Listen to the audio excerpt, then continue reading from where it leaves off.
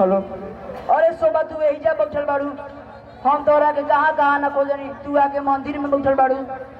सौरभ अब हमनी के मिलल जुलल गाँव घरे समाज के पसंद नहीं के सबके चलत राही में सवाल करत बाकी सौरभ तोहर के हो, हम ये सवाल के जवाब ना दे सकीना।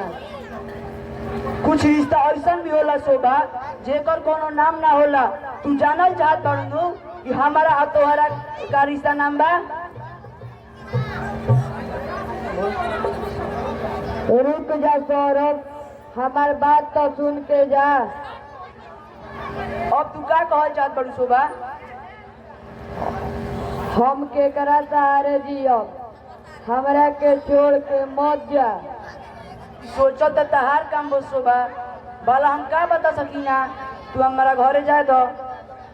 हमार बात के बुरा मत मानो सौरभ, तू तनी सोच के बतावो कि अगर ई बात तोहरा साथे होई तो तू का करतो, तू का जवाब देतो ए रिश्ता के?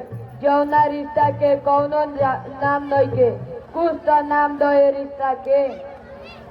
अच्छा तू जानल चाहत बाड़ू, आज हम ए देवी माई के गवाह मान के एगो गरीब के धर्म पत्नी मानत बानी।